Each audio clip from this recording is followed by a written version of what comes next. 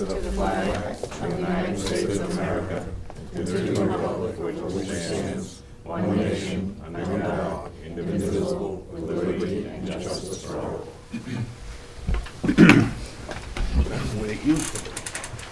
I think I'm reading my mind. Okay, this is the meeting of Monday, September 9th, 2013. Stacy, could you confirm posting and notice of the meeting? Yep, postings have been sent to all appropriate places and posted, including the SAU office, our website. It's been sent to the schools and the town offices.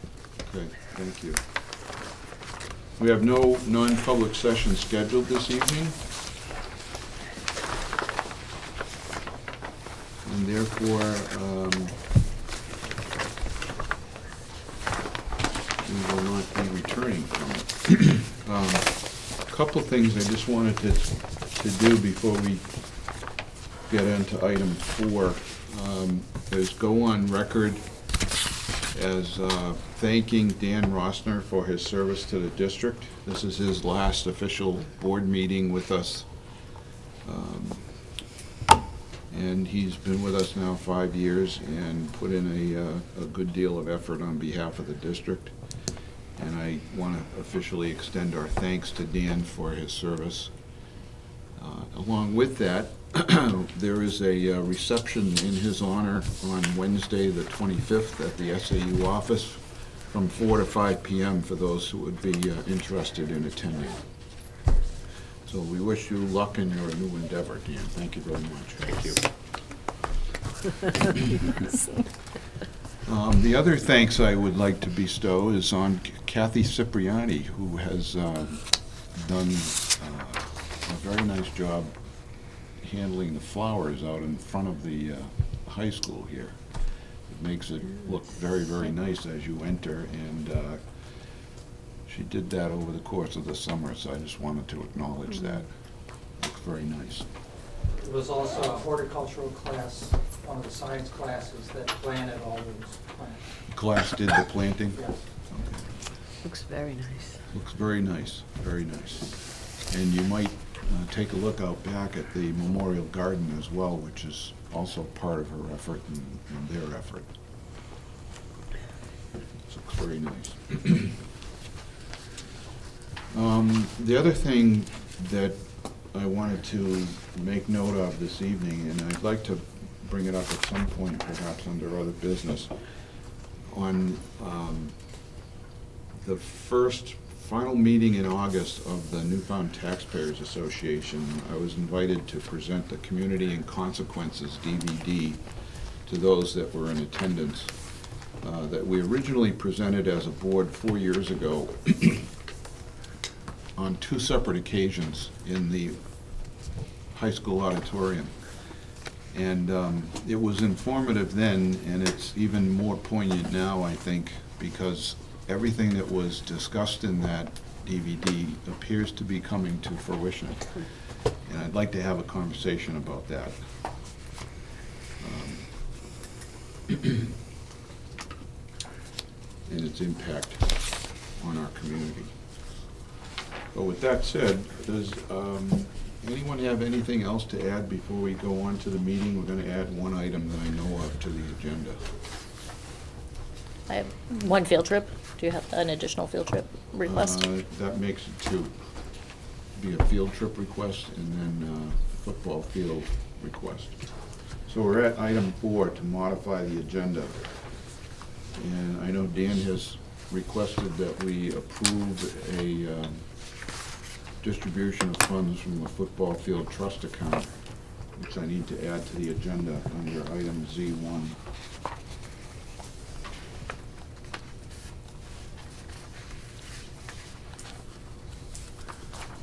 And you had a field trip, right, Correct. Stacy?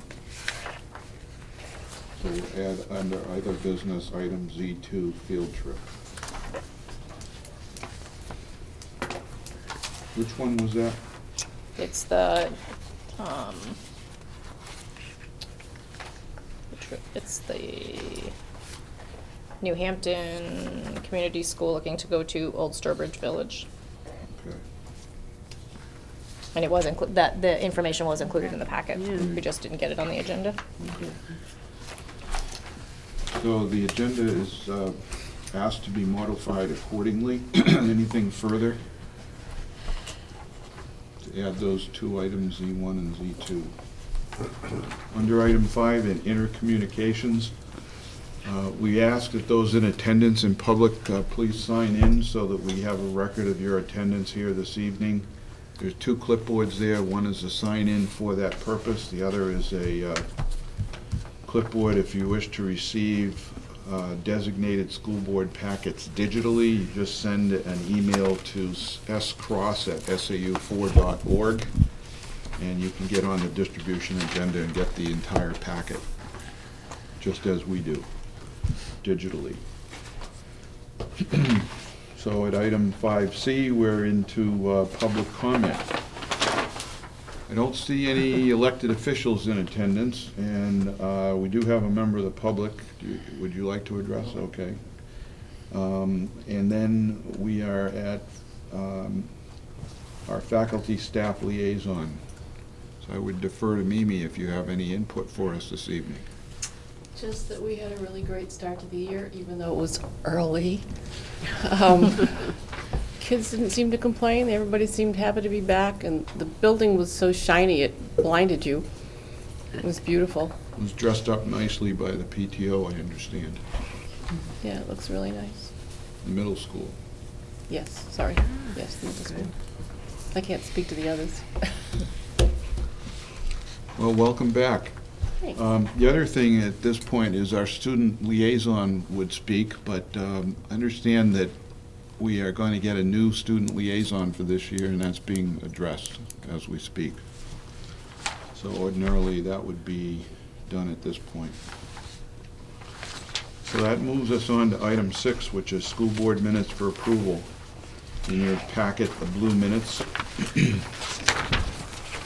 are presented for your review.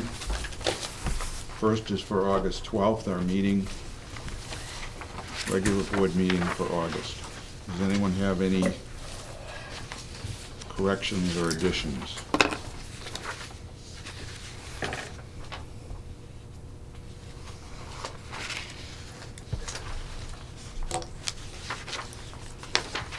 Okay, hearing none.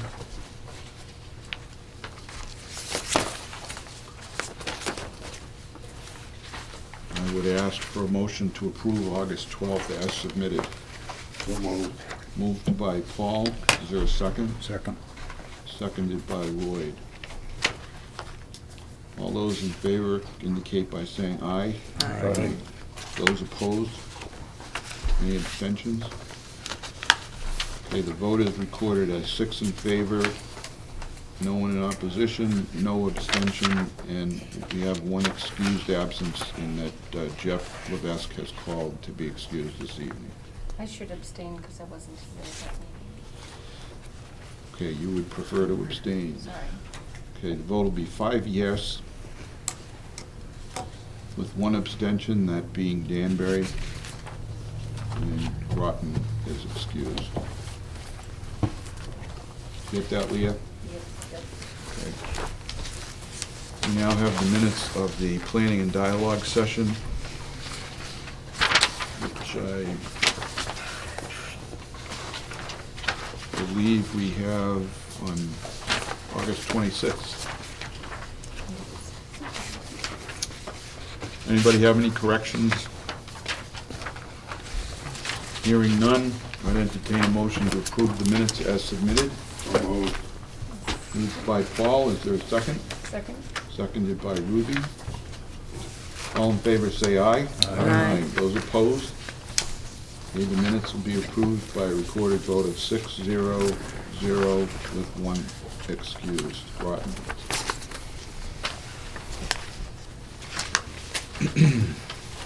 There are no other minutes in the packet this evening, but we do have under Section 8, correspondence, reports, and other information. Any comments on the reports, questions, or other commentary?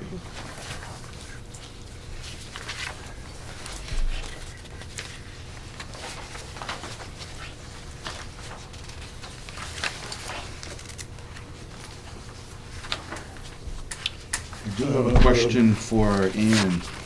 I'm sorry, was there another comment? Well, maybe the same one. I noticed the middle school had 23 new students, and 39% of them had IEPs. Ann, I was looking for some basic numbers on the monthly report that we have in the past just had as a baseline. Okay. That being the number of students and percentage of the population that is identified as an IEP. And then I'd like to add 504 information as well, monthly. So could you add a little matrix at the bottom with that information?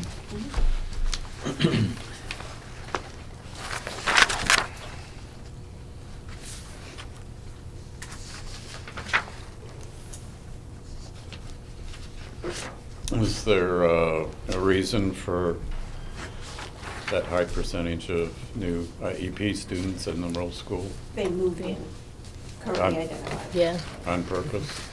Yeah, that could be, You have to sign up. yeah. But do you think so? When a or- student moves into the district and they already have been determined eligible, then we accept that determination until it's time for them to be reevaluated, and then our team meets. Hmm. So of the 23 that came in, about 10 or 11 or so were, 9, I believe, were 9. identified already. okay. Yep, and that's the law. The law requires us to accept that Yeah, no, information, yeah. it's not, I know. Yeah, it just you- seems You have high. to accept them, but Yeah. there's been comments in the past that Newfound is kind of a magnet for special ed. And I was come from out of wondering state? if We've had They- quite a few from Yeah. out of state. maybe has some more information. Well, I had to speak to some folks down in Belmont, and she said they had the exact same thing. That was a similar percentage of kids that moved in that had IEPs. They had quite a few move in and quite a few IEPs, so it's not just us. So that's an interesting statistic, and looking at the enrollment sheet, which is the last of the purple sheets, we recorded 1254, which was kind of a constant at the end of June number in July, and then in August it was 1217. So now we're back up by 23. So we're 1230, 1240, I guess. So. Any other questions or comments on any of the other reports? So can I add just something? So when you look at the monthly data, something like having 9 new IEP students move in will definitely impact our identification rate, not as a result of us choosing to identify more students, just to keep that in mind. Right, right. It's just a data point. Okay.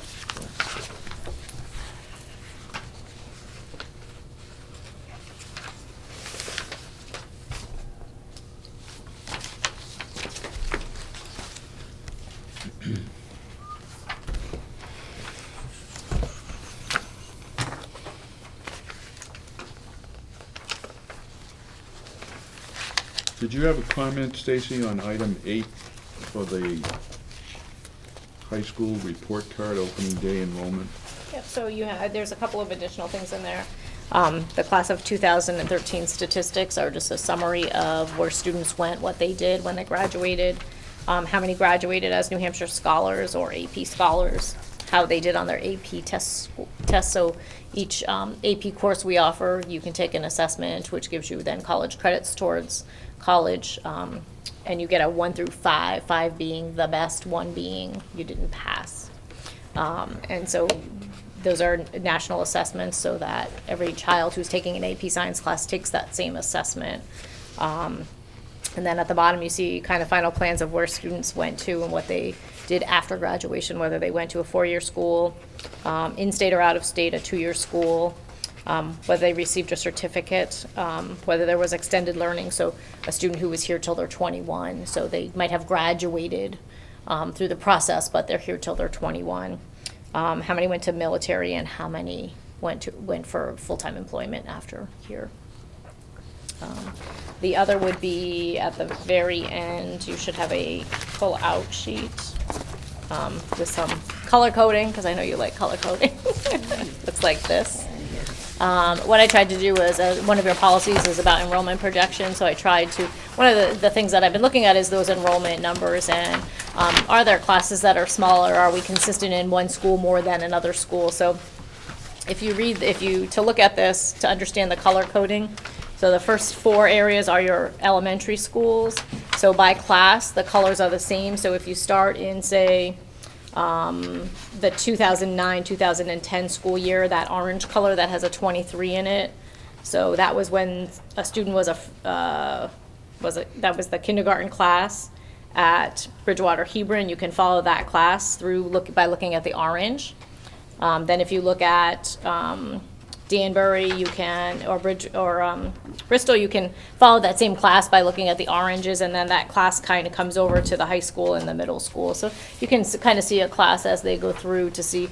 My question was, so do we have more enrollment changes at Bridgewater or at Bristol, or, are they consistent? And one of the things I have identified, we have a huge transient population. We have about 12% changeover in our schools, which is a fairly significant number when I look at some classes that were like, 12 students to 18 students to 20 students back to 15 students. That's students moving in and out, which is always an interesting dynamic when you're trying to project out enrollment numbers, because you can't really project them out because it's so you have to, if there's a 12% kind of wiggle room in there, up or down, it's an interesting concept. So this was trying to project out. One of the things I will work on is filling in on the left-hand side of the elementary schools by looking at, there's a couple ways you can look at it. You can average out your elementary schools numbers over the past years. I haven't had time to look to see if our annual reports for the towns have birth rates in them. You can kind of track it that way by counting how many students were born. That would be kindergarten eligible, ready, and track that through that way. What my goal of this was to try to project out 5 years what our enrollment would potentially look like. So this is using actual numbers and data we have now. The rest would be kind of projected out. So I'm working on that. I know our town annual report has births listed in it. Yeah, so it just is a little more data digging that I need to do, and that's a little more time consuming because it's pulling out every child. When are they going to come to school and tracking it back? So I will work on that to fill those pieces in. I did a little analytical work on this chart myself upon receipt, and just as a point of interest, from the 2005 to 2006 school year through opening day of this year, there has been a historical cumulative drop in student population by 18.9%, which is in effect almost a 20% drop over the period of years. 8 years. And that is an aggregate average of 9% per year, which is pretty much consistent with the state drop statewide, which is about 7. We're a little bit ahead of that, but be that as it is, those are the numbers. That's a 257 student drop from 2005 and 6. Just, can I ask a question? Yes. I haven't looked at that data. What I heard you say was 18.5% over what's essentially an 8-year period. And I'm wondering how that works out to 9% a year. That's the average. 9% per year, okay. I know that didn't click in for me either. I'm looking at my, I noticed there's, in the high schools, there's significant drops for the past few years. Yeah, I noticed that, and I noticed in the projections, that's not showing up. So projections are showing the same class staying the same. Yeah, so Yeah, because we don't, so it's, the projections are using the current middle school and projecting out using those same exact numbers. Really? Huh. But it's odd because when they come into the high school, So- If you follow them by grade, it decreases by, I don't know, 30 some odd students in one of these years. and- Right. And even more in another year, 50. So wouldn't you think that would always happen? That whoever comes in ninth grade wouldn't necessarily be here in 12th grade? Right, so the first 4 columns are all projected. So Right. basically, I'm taking, so the class of 80, when you see that, like in the kind of burnt red, the 83, that's just a Mm-hmm. Yeah. carryover from the current 8th grade class. Right, you're Just, assuming- I'm assuming Yeah. it's the same number. Yeah. You could take an average and decrease that number, but that's Right. kind of the current class, what I can project out Yeah. is, without saying the average is 9%, I'm gonna subtract 9%. I think Dan shared, there was the study done by NESDEC that said, what was it, the 15-16 school year, we would start to see 14-15 more consistency and less dropping at that point in time. So so projecting out the 4 years is really literally just carrying the numbers that we know are true at this point in time out. Yeah. Well, I You didn't have any count for the homeschooling? No, homeschool is not included in here at all. No, I just wondering if that many kids left the area or, you know. Yeah. I know, it's so odd that think there's that 40 or happens. 50 I wanna see what drop. I think they what- stop year. coming and then they call in and they say that they're being homeschooled and then we. Yeah, and homeschool laws right now they just really need to send us a letter, and so we barely didn't know. track them, and if they move, we don't track them at all. You know, with Where they're kids- not required to report to us, other than just letting us know they're homeschooled.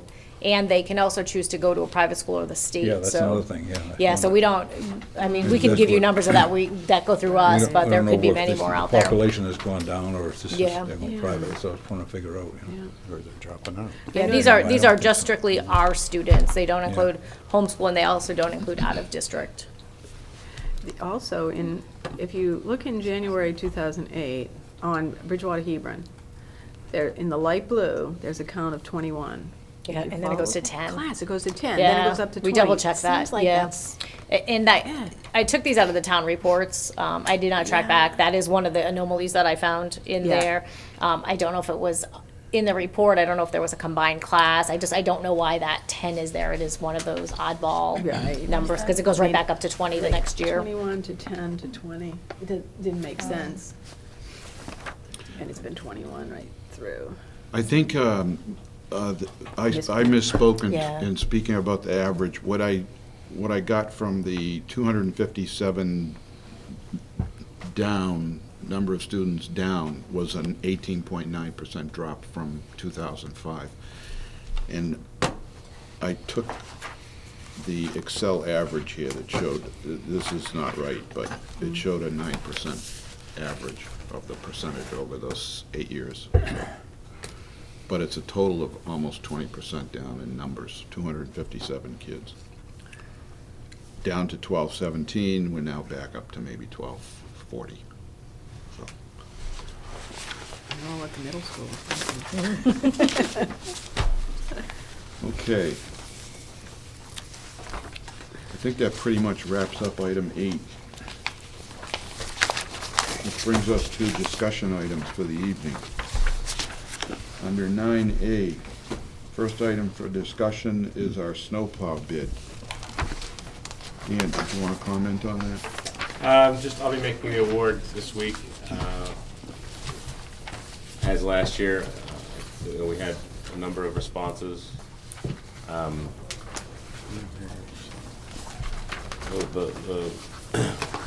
The award will be made to TH Turnkey Construction, price of $18,990, which is within the budgeted amount.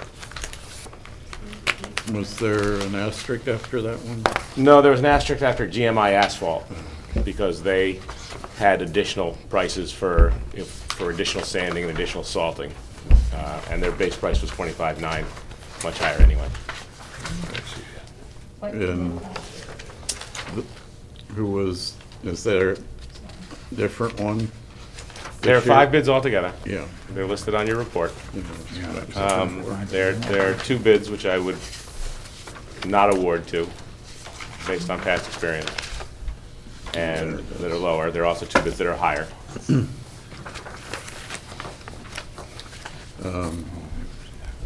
Who is this past year's? TH Turnkey, the same people I will be awarding to. was last year's vendor as well. So you were really satisfied with Yes. their service? Yeah.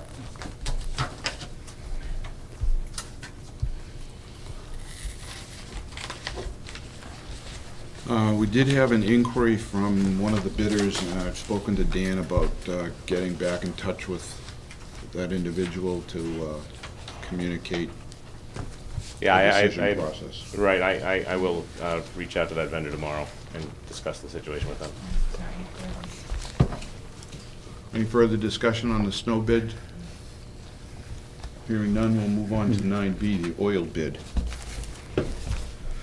So subsequent to our last meeting, when we discussed the irregularities of the first time we went out to bid this year, we discussed the matter with council and reissued the bid, republished. We received 2 bids. One is substantially lower than the other. In addition, the higher one had a 1-hour limit on acceptance, which is inconsistent with the bid documents.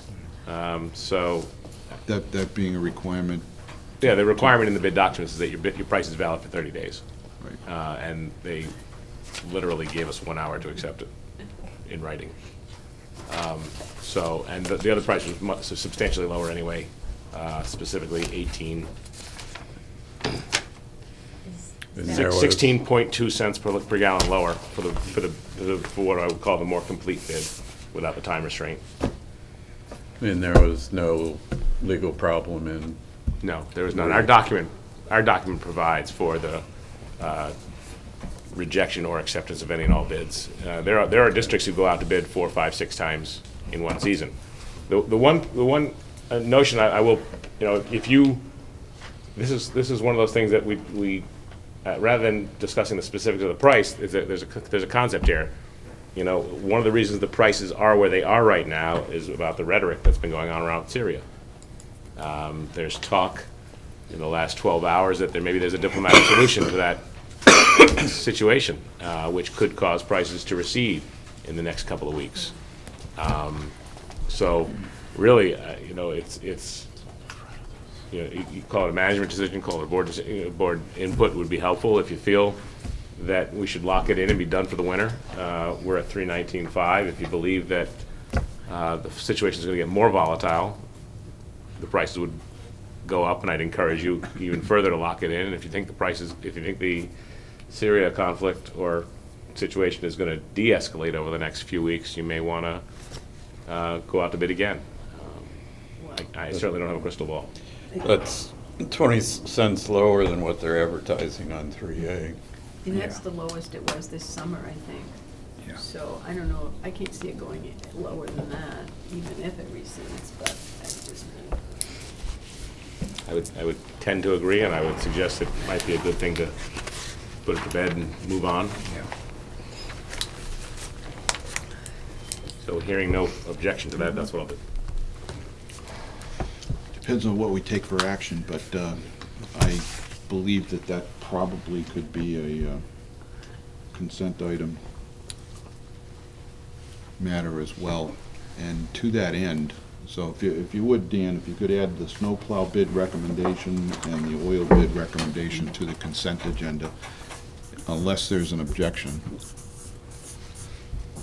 To that end, I'd also like to add that now that this is your last meeting, we would like to revert back, Stacy, to the business manager presenting the results of the bid process to the board for consideration, perhaps with a recommendation, and the board will ultimately make the final recommendation and decision by vote rather than delegate that process. Okay?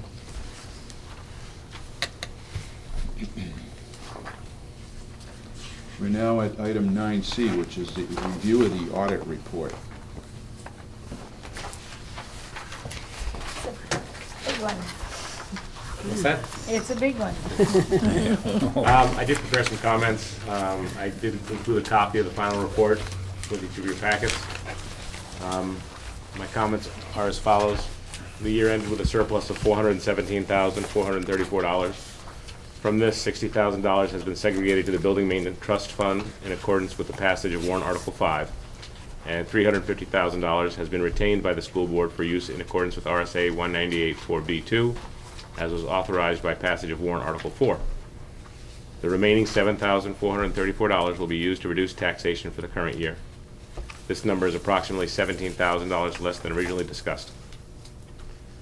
There are 3 specific findings I would like to point out and provide some commentary on. As discussed last year, no calculation is made for OPEB, which stands for Obligation for Post-Employment Benefits. The board chose, last year when we reviewed this item, the board chose not to engage the actuarial services necessary to remove this finding. Our auditor is not concerned by your course of action, but professional guidelines require the disclosure. There were 2 findings relative to student activity accounts that are new this year. You can see them on pages 49 to 50 of the report. The first one is that a bank account was discovered to be operating at one of the schools, which was not a student activity account. Specifically, general fund expenses are being run through this account and reimbursed by the district. I have directed that building administrator to close that account down and and would then have the budgeted and appropriated expenses go through the accounting office at the SAU for payment. Second of these 2 findings was that the graduating class funds continue to be maintained at Newfound Regional High School. So, for example, the class of 2012 might still have $1,100 in their class account. Our auditor has recommended a policy to be developed for the disbursement of those funds, so that we're not maintaining funds for past classes. And I've asked Stacy to bring that to the policy committee, to bring forth a recommended policy on how to deal with those funds once a class graduates. There were no findings generated from the examination of our federal awards or costs thereof. And I didn't see anything in here about the ongoing methodology that we use to approve manifests. That's no longer an issue. That was not brought into the report this year. It was mentioned last year, and I did discuss with our auditor the discussion that the board had about this issue and the practicality of making a change to that process. I know he heard what I said. I can't explain why it's not written up again. Well, I'm certainly not going to encourage additional findings. I thought those were pretty insignificant. Yeah. Yeah. He's a very thorough auditor, though. I think, this was his 2nd year with the district, the team. That we went out to bid 18 months ago for new auditors. They completed last audit on time. They did this one very well, and there's 1 more year on that contract. Any other questions for Dan? Yeah, I have there's 3. On page 8, you have capital improvements, the $388,000. The way you worded it wasn't completely clear, but I think the football field is actually $250,000. That's correct. One of the elements of the discussion with the auditor this year was surrounding the donation of the value that was added to the district-owned land that is the football field. I've asked Friends of Newfound Football to pull together some documentation to substantiate, but the number that was generally discussed over the last few years was approximately $250,000. And so while it doesn't have any effect on our fund balance or our taxation or our revenues or our expenses, it is an entry that needs to be made. So we've entered the number $250,000 as a donation this year, and there'll probably be a minor adjusting entry next summer once we reconcile the actual expenses and the value of the actual work that was done to the entry we made this year. But once again, this is something that affects cash. It doesn't affect taxation. It doesn't affect our fund balance, because it's all happening in the form of a donation. It's a bookkeeping entry. Right. The other 133,000, or no, 38,000, what was that for? That would be capital improvements to the physical plant, roofing work, masonry work, things of that nature. Then on well, back to that finding, my understanding is that it's based on the retiree health insurance is the problem. You're talking about the OPEB? Yep. Yeah. This And- district doesn't pay for any benefits for its retirees, retiree health, specifically, the health insurance for retirees is not paid for by the district. However, due to RSA 100, we are required to allow retirees to purchase their health insurance through our health insurance relation, through our participation in the health trust pool. Because they are a element of our census or the population that our rates are developed based upon, naturally, the theory is that older folks cost more for health insurance than younger folks. So, to some extent, having the retirees on our participating in the pool with our active employees affects the rate the district pays for the active employees in some minuscule way. Calculating that is what you would consider hiring an actuary to do. When we had this discussion last year, I had gone to Health Trust, what was then LGC, and asked them for their input on how strongly our rates were being affected by the retirees who are part of our pool, even though they pay their own premium. And the answer I got at the time was that we had the smallest impact. While they weren't going to hire the actuary to do the work for us, the answer was we had the smallest effect of any pool member at the time. I shared that information along with the cost of the actuarial services to define what the OPEB number is. And since it's not a number we can change, we can't kick them off our plan because of the RSA, and it's an ongoing effect. I agreed with the board when we had this conversation a year ago that there's not a whole lot of value in spending the money on the actuary to define the number when it's not a number you can change or do anything with. It's just a number for an audit report. So basically the current rate that we're paying for each teacher is going to stay the same unless there's a big increase in the number of retirees joining the pool or their actual usage significantly increases over their current usage. Those are the only two categories. I want to be clear, this isn't just teachers, this is all employees. Yeah. Okay? It's not a teacher issue, it's an all-employee issue, whether it be a retired administrator or a retired paraprofessional or a retired facilities worker, what have you. We're always going to be rated on the usage of the employee, what we call the census group. And so if we have a dramatically higher number of retirees, then theoretically we'll have more older folks and less younger folks. So it all goes into the mix. Yeah, but you haven't seen any significant change in the number of retirees choosing to buy their health insurance. I have not, but I also don't. So it's not a number I track. Yeah, but so consistently then, that cost would basically be the same from year to year then, and we know what that cost is. We do not know. We do not know that. That's the point. We don't know, and I'll answer your question in a minute. We don't know the effect that having the retirees participate in our portion of the pool has on the rates of the active employees. No, And that's, but that rate's going to stay the same. it is what it is. Yeah, unless there's a significant number of new retirees buy the health insurance or their usage significantly changes from their current usage, the ones that are participating. And either way, it's not going to make a difference for the district because we're still going to have to Pay it anyway. allow the retirees to participate. But I was trying to make the point that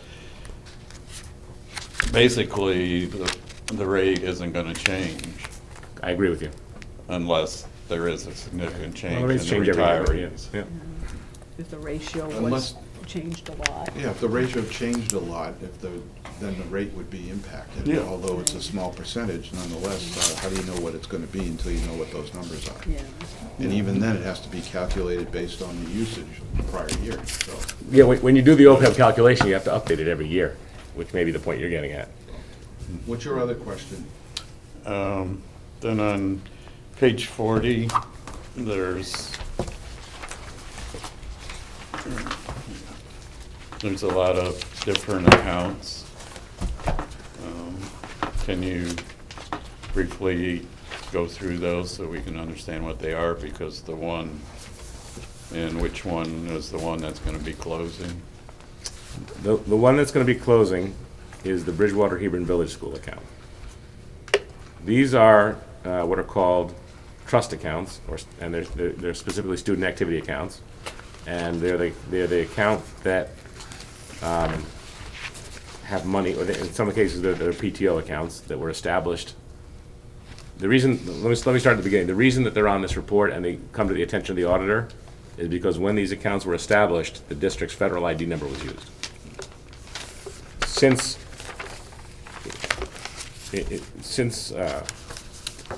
in recent times, we now have a better relationship with the bank where they would not, if someone walked into that bank and said, I want to establish an account with federal ID number XYZ, they wouldn't do that without board approval. However, these are legacy accounts that have been around for a long time, and they're predominantly student activity accounts or PTA accounts where, so for example, the 8th grade class of 2014 wants to go to Washington, they have a bake sale, they raise money, it goes into the student activity account, and when they go on their trip, they expend the money. The student activity accounts are not controlled by the district treasurer. They are typically, the signatory on the account is the building administrator, and there are very specific legislation and requirements about student activity accounts. Most importantly, they can be only used for the benefit of students. So, because there's this other account operating that is used for other purposes other than students, expenses that are budgeted under, say, petty cash or maybe a principal's line item, and then once the money is expended, it gets reimbursed by the district treasurer out of Fund 10, that's an inappropriate account to have operating at the school level. Anything that's budgeted under Fund 10, the general fund, typical budget expenses, they're not directly student related, like a student activity account, should go through the SAU accounting process and be signed off on by the treasurer, which is not happening with that one account, which is why we're going to close it down. Okay. So like the Bristol Elementary School account has our tax ID. All those accounts are associated, all the federal, the tax ID number on all these accounts is 0202651144. So Bridgewater's student activity is... Well, it's not a student activity account, that's the point. No. Yeah. But evidently they've got another one, another account for students that doesn't have our ID. Is that correct then? I think it's more likely that that account is combined with the account that you see listed here for that school. I can't tell you for certain whether this account, off the top of my head, I can get back to you on this. Yeah. But that's, you know, the addition amounts, you know, were Yeah. similar, so that's what... Yeah, I think this. perked my I think it's more interest. than likely this is the student activity account, and that is the account we've been talking about closing down is not listed here. And to be honest with you, I haven't focused on that for this meeting. Okay. What was your other question, Don? That was... That was it. Yep, that was it. Lloyd, did you have a question? Oh, it's on the health insurance. I was just gonna ask you, because you've probably seen on TV this morning talking about IBM and that they did the same thing to the retired employees. In fact, that's what they did to me a year ago. They forced us all to go on, you know, Medicaid B, and took our private insurance away from us.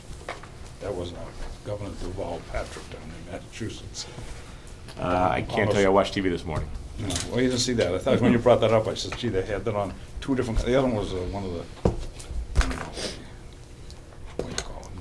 Actually, the RSA that allows our retirees to participate, I don't want to take up too much time, really gives them the same access to the same plans that our active employees have at their own expense.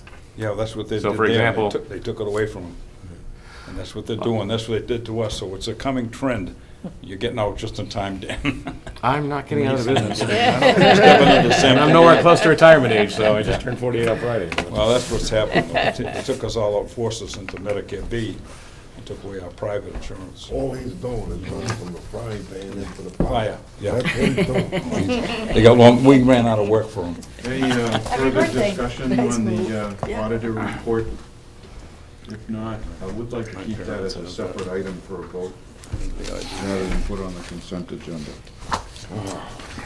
We're now at item 9D, which is the newfound nutrition meal rates. And there is a request for action on this.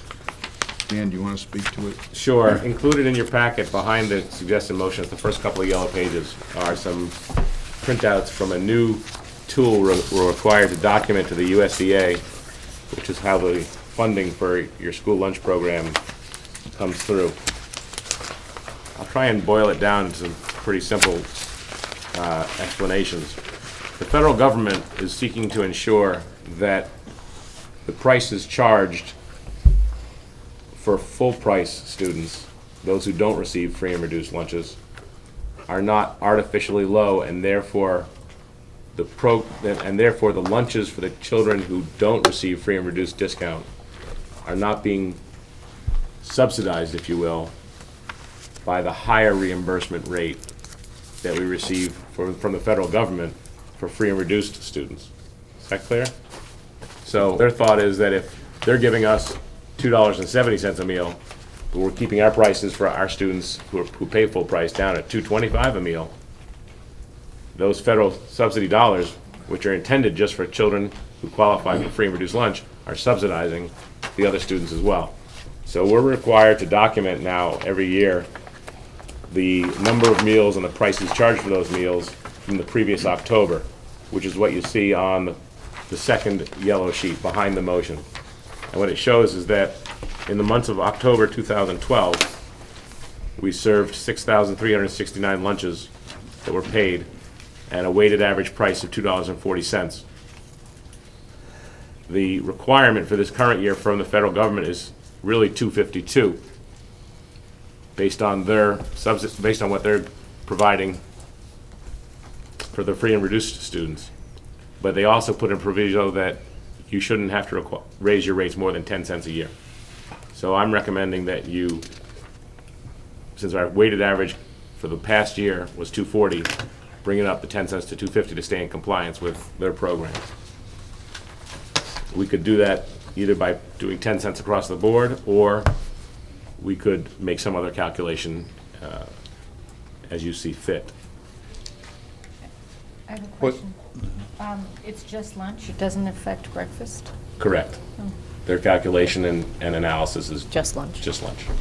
The 225 lunches are the subsidized lunches? No, those are the elementary schools. Our pricing is tiered currently. Is it going to be tiered? In other words, each of these would be raised 10 cents? That's what I would suggest. You could either bring the elementaries up 15 cents and drop down the middle and high school, or you could just push it all up 10 cents, which is what I would recommend to you.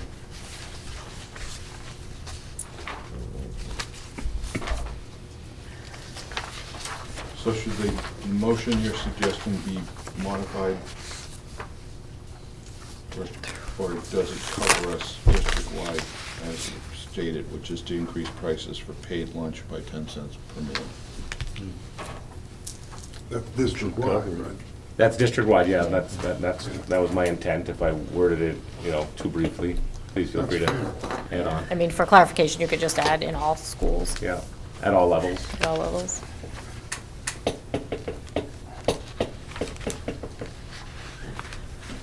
Any further discussion? One question while we're on the meal subject. Yeah. The federal aid is based on the number of free and meal aids or something? Well, our grant allocations for, say, Title I, Title II, those entitlement grants, those are affected by our free and reduced percentages. But the meal reimbursement is a separate issue. That's, parents apply for participation at free and reduced lunch. Those applications get entered into a federal approval system by one person. It's a classified situation. And if a family's approved for either free or reduced lunch, they're notified, and the student's account within the food service management program recognizes it as well. So when a student goes through the lunch line and enters their data, whether by card or by data entry on a keypad, the system recognizes that they have qualified for free and reduced lunch, and they're not required to put money forth at the cash register. We're meeting our quota now. I remember last year Marie transferred some kids over to a different school, so we could get that aid from the federal government, if I'm not wrong. Remember that? I don't think you're characterizing, Well, I don't think that's what happened. Something like that, she said to us. There are times that we have had changes. So for example, the big entitlement grant is Title I. And Stacy can probably speak to it much more intelligently than I can. But there are changes in how the Title I grant can be spent by which schools, whether it's Right. targeted or school-wide, based on the free and reduced percentage in the school. But that's not, if a school goes above a certain percentage of students that are free and reduced for that school, it changes how the Title I dollars can be spent in that school. But it doesn't really affect, the reimbursement is always going to be every student who qualifies for the program, you're going to get their lunch money reimbursed to the district directly. I didn't know if we changed some stuff, we took kids to Danbury, where she had moved some over, I didn't know if it was gonna No, affect I don't us. think she did it. No. Didn't affect anything, we're still okay. No, yeah, it's a calculation you do, and it's the average, and you have to meet that average or above the percentage for all your schools, so We're so I believe close last last year, I yeah. know if we So this year, like, destroyed it. Bristol Elementary School qualifies and New Hampton. And so, all the Title I dollars will go to those two schools. We just got a bottle of milk for 3 cents when I was in school. Dan, I have a question. What happens if we did not comply with this and put in an increase? I can't give you a definite answer on that. I can tell you that I believe you would be subject to increased scrutiny from the USDA. Where that scrutiny would wind up, But the feds I are... believe that you may jeopardize your federal reimbursement dollars. That's what they're saying. How long that takes, how hard they come down, and how quickly, I don't have experience with that, but I'm trying to follow the guidelines and the directives, if you will, from the state, at the state level. I went to a seminar with the state department. The Bureau of Nutrition Services is a part of the Department of Education, and they presented to us in August about the new requirement for filing this form annually. So this is a increase. I don't know that I agree with that. Yeah. The problem is that, The user pays it. well, it's not a tax. You're paying for the For paying food. a service. You're paying for the food that you're receiving. This is for the people that want to buy a meal. The money doesn't go to the government, it stays in the district to pay for the food that the child is receiving. And the government does. Our food service program, like Right. some other food service programs, does not break even. The program is subsidized by the, so this would, in effect, if the customer is paying more for their meal, theoretically, the Fund 10 subsidy, which comes from local taxation, would be less. The money doesn't go to the federal government. It stays right here with the food service Yep. program. It's coming closer to recognizing the actual cost, of the meal. Okay. Any further discussion on the newfound nutrition meal rates?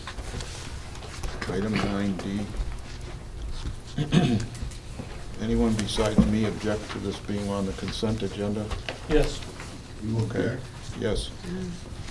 Okay, we'll keep that separate. I just have a little bit of a problem with it. Yes, the federal government doesn't want to subsidize the rest of the kids, but really, they're not. The district is subsidizing if there's a difference in the price. I don't understand that. They're only reimbursing us for X amount of meals. They're reimbursing at a much children. higher rate than Right. we're charging. Yeah. That's where they get concerned. They're paying us $2.72 a meal right now. I think that's If their- I'm correct, the number is $2.72. That's their choice to do that. We're not asking them to reimburse at that rate. That's the rate that they reimburse at, apparently. I'm guessing that they've calculated out that that's the average cost for what they require us to provide for a meal. And I think what they Right. don't want to have us do is to say, well, great, you're going to give us this, and we're going to just charge $1 for everybody else, so that everybody, it's that. The Yeah, the but other we op, always- there's one other Yeah. option, Yeah. which is you can file documentation and include it with your budgetary information that is, rather than saying, so for example, in this year's budget, there's a food service fund transfer of X number of dollars. What you can do is you can in addition to that, or instead of that, you can come up with a number that we're gonna subsidize and publicly note it, and put on public notice, we're gonna subsidize every meal by 40 cents a meal, for example. And so that, and then that transaction happens for every meal that a student pays $2.25 for, the district then budgets an expense and from local taxation funds and cuts a check over the food service group for 40 cents a meal. So if in October we serve 10,000 meals, there's $4,000, the check has to be written over the food service group to subsidize the fully paid meals, the non-free and reduced meals. Well, I think the position of the board has been in the past that if there was anything we wanted to subsidize, this would be a place to subsidize. And we have, really. So it's just another side of it. I mean, the ultimate goal of food service is that it's self-sustaining, that it should not cost the taxpayers money to have the program. That's what I say. But it Getting just the at tax 250, rate it's where they hard, do it 240, that at 225, it's hard to sustain lunch. Got kids in school, they're gonna pay for We- their lunches. Then there would still be a subsidy even with a 10-cent a meal raise. Yes, but it would go down, I believe. Yeah. Okay, I think we're done on that one. Unless there's further concern for now. Moving on to item 9E, which is surplus property, Dan. There's the motion. Barb, we've continued on with our process of reducing the age of our IT assets to come into compliance with the board philosophy of 5 years for laptops, 8 years for desktops. So we did phase 1 of this year's project over the summer, really late August, to be honest with you, and have taken a number of aged assets out of circulation, which is what the board, what the recommended motion is predominantly comprised of. Any questions, Jeff? Will it be a disposal cost to the district? None, it's actually revenue. We get a small amount of revenue. We Dawn? don't get bids. What's the problem with LCD monitors? They're broken. They've died. They're fried. Anything else? Okay, moving on to 9F, budget development guidelines. I'll transfer the floor to Stacy. Yeah, I'm gonna pass around, this is, we just received this from the School Boards Association, just if you have your March 2014 meeting, your timelines. So I believe just the one thing on this list we need to look at is the date for a deliberative session, so we can back plan. So you have between February 1 and February 8th, which is the first Saturday to the second Saturday, inclusive of those days. So I'm guessing there's a date that I don't know what day you normally have one on and time, and so that we can start planning that out, making sure the space is available. So I don't know what day normally you do those. What we've done the past couple of years, Any more of these? I can make some copies. Oh, you know what, here's another one. Yeah, a couple. I'll make One some right now. copies. I thought I had enough. Stacy, what we've done in the past couple of years and found it to be helpful, I think, anyway, any board member can jump in here, but we've chosen the first Saturday in February, very early, as the deliberative session date. Yep. And we've chosen the second Saturday in February as the snow date. And we kind of reserve that as early as possible, probably right at the beginning of the preparation of the budget season, because the attendance has been improved by doing so, Okay, doing it on a Saturday. rather than doing it during a weeknight evening, for example. So unless there's a change by the board, I think probably that's what we might consider doing again. Sue? Well, I've had some feedback from a couple of towns. Because we take both Saturdays, they can take neither Saturday. You mean in the morning? Well, it doesn't matter because you don't know exactly how long the meeting's gonna go. And your supervisors have to be at both, and other people too. So they cannot pick a Saturday because of that. I'm just getting that kind of feedback. Whether we took a Saturday and had as a snow date a Friday night, I don't know. Or we can, whatever the board votes. I think it worked pretty well last year, didn't it? There were no major conflicts, were there? Do you have any complaints? No, but she's just sharing feedback with you. Prep. Any of the SB2 towns can't pick So Saturday. I know the discussion Danbury, on yeah. that came up Alexander. last year as well, and I think the thought process was that our session was only gonna go 2 to 4 hours anyway, and I think the towns that wanted to do it would plan on the afternoon start. But It makes for a long day, I grant you, but that seemed to work out. I think, well, none of the towns picked that because they didn't dare. Right. You couldn't plan on that. Anyway, Stacy, that's the answer to Okay. Do you usually do it in the morning, 10 o'clock. 10 o'clock? And then just for your information, we've already started working on budgets. I've met with the administrative team Maybe an hour and, earlier or something, would that help everybody? Stacy has the floor right Yeah, now. I'm sorry. that's okay. I don't know, maybe if we moved it to 9 o'clock, that would help. each other Stacy for still has the afternoon. floor. Just budget process we've started. I've met with the administrative team, Ann and I, and we'll bring Mike into the loop as soon as he's on board. Our plan would be to bring a budget to you at your first October meeting, and then reserving kind of the second October meeting to answer questions and review the budget with hopefully getting it. Dan and I met with Fran. The budget committee would like a budget if they possibly can in November, so. Oh, that's earlier. Yeah, so we're looking at trying to meet that deadline, although it depends on where the board is. If you can wrap things up at the second October meeting, or if we have to move it to the first November meeting, then it'll be a little later, but that gives you some timeline to do that. I don't know that committing to November is a good idea at this point, depending Yeah. on what happens recommendation-wise in November. Yep, yeah, I don't know that we've committed, we've said, well, here's where we're at right now with the budget, and here's kind of the timeframe. I don't know how much, if the board, if 2 meetings is enough, or if you typically have more meetings, you can let me know how you'd like that to Depends go. on the budget. Yeah. Right. And it might be impacted by H, no, not H. So Dan, you're not gonna be a part of this year? I can't believe that. Nope, he's limited to the 3 newbies, so we'll figure it out on our own. Yeah, there's that. Gonna make it a little challenging. Information coming in November. But, There's a number of things that might impact that date, so. yeah, I wouldn't encourage a November date at this Okay. point. okay, We got it early enough, I think, in December last year. yep. So, and frankly, the budget committee is somewhat restricted in what they can propose to the Right, and they tax cap understand that, anyway. yeah, So, yeah. The only other question I had, and Vince and we can talk about, is just the support staff. It's on an agreement, support handbook. So at what point does the board look at that to review for the salary matrix and all of that? Is that something you normally do at a board meeting? Is that how do you handle that as far as, and that could be something we could talk offline later. Just- That Yeah, was I'd a have to particular question I had.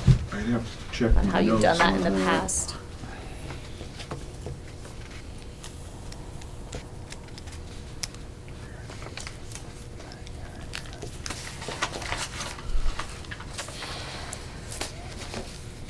I think we're gonna have to look into that. Okay.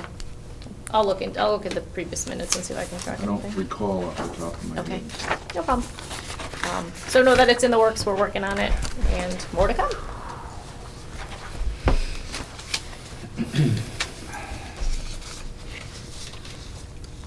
Okay, does anyone have any concerns or input to Stacy at this point on budget development guidelines? My thought process on that is, 80-85% of the budget is personnel, so if you concentrate on that first, you get a big chunk of the work done. So, doesn't appear that any action on that will be necessary. We're now at item 9G, which is the Hill School District request and update. Again, this is just to update the board. I did speak with Maureen Ward, the superintendent, who spoke with the Hill School Board. They were excited to hear that the board was interested in engaging in some dialogue. Where they are right now is they're trying to schedule a meeting with their attorney just to get a better understanding of the process and what this might look like, so that when the representatives from here meet with them, they can talk about more timelines and what that might actually look like if this goes through or this happens. They wanted to get a clearer understanding of the process. So as soon as they get that meeting and are comfortable, they'll be in contact back with us to be able to schedule that meeting in. So I just wanted to update you where that was. Okay, just as a reminder, when that happens, we're going to have the 2 vice chairs and the chair sit with you. Correct. Question, wasn't one of your school districts, didn't they go through that process and move to Bow? They did. So Yeah. could they use them as a model? Yeah, they can. I think they are actually looking at different options. I don't know that they totally want to withdraw. And again, I don't want to speak for them, but I think part of the conversation was they didn't want to withdraw totally from SAU 18 and join SAU 4. I think they were looking at a strictly tuition arrangement, which is a little bit different. Dunbarton withdrew from the area agreement with Goffstown and New Boston, as well as withdrew from the SAU, and then created a new area agreement with Bow and joined the Bow SAU. So it was a similar process, but a little bit more complex. So I think they want to talk to their attorney to just get advice on what is the best route for them to go, because there's a couple of different avenues they can go down. And the other one would be like Ashland. They're in the, Correct. like, Yeah, which is where I think they're leaning to go, is keep staying with the SAU, just tuitioning students here. It's a little less complex. Okay, we'll get more information on that when Yep. they take the next step. The ball's in their court. Any further question? Okay, we'll move on to 9H. No action necessary on 9F. Question, what do we have in mind here, Stacy? I just have 2 staff that I have hired since the last board meeting. The board authorized me to continue to hire. Yes. So I just at some point, when it gets to the next section of the agenda, is just, I need just approval for confirmation that I've hired 2 employees. One Right. is Deborah Hoyt, who is a school psychologist. And she will be mainly at the middle school and the high school. And we have hired Joellen Dival as our out-of-district coordinator, 50%.